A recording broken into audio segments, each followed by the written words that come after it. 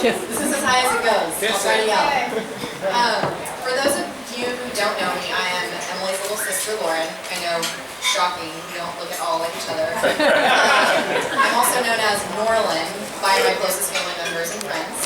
And I want to start by just talking about my sister a little bit. We grew up in California together when we were kids, and then we moved to Oklahoma when we were teenagers. And she's had such a huge impact on who I am today. She's such a solid and supportive and, most of all, fun big sister. And she's always there for me when I need her, whether it's calling with veterinary questions like, oh, my dog Frank just ate a bottle of vitamins. Is he gonna die? Or if I just need someone to talk to, she's always there, and she's always so insightful and helpful. When we were younger, I think some of you know that sometimes we didn't always get along very well, and she, more than anybody else, knew how to push my buttons. And now that I'm older, I can look back and appreciate that that just meant that she knew me better than anybody else.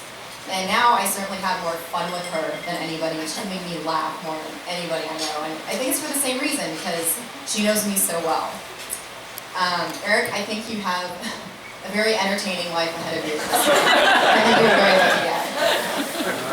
And I have to say that I'm very, very proud of myself, because within a few weeks of these two dating, I knew that they were done. I had never heard of Emily talk about anybody like that. I'd never seen her so happy and just truly content as when she was with Eric. And I definitely noticed immediately how just, happy she was with him. And Eric could bring out the best in my sister more than anybody I'd ever seen. And honestly, once I started spending more and more time with them, I knew they were perfect for each other. She's always been completely herself and at ease around him.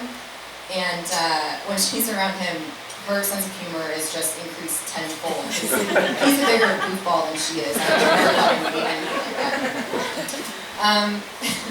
Emily first introduced me to Eric at a music festival in Prospect Park in Brooklyn. And when I arrived, we were kind of like going through the crowd, trying to find him. And when we found him, he might have been taking a little nap. Now, I know that listening to music all day is very exhausting, I'm sure. And I'm sure that, beer had nothing to do with it.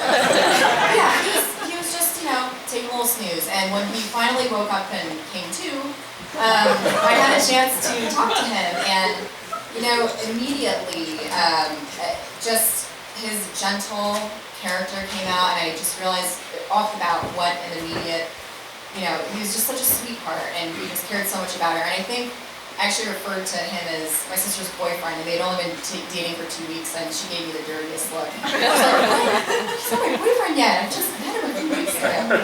But I think just because I was so comfortable with him and them together, immediately it just kind of slipped out. But here they are. So I bet you didn't think that moment would show up at your wedding. So, hold on, let me find out where I am. Oh, yeah. So, they started dating, and immediately he became, instead of just some guy my sister was dating, he just turned into like a brother so quickly. And I just really started looking forward to times when I would go out to their house in Jersey and spend time with the two of them. Their four-legged children, except for Finn. He's my best. I'm just kidding. Angel. I love Finn. He's an angel. That's right, angel. And then when Eric told me that he was going to propose, that was one of the most exciting moments that I can recall in recent history. I was just so happy that he was going to, solidify everything.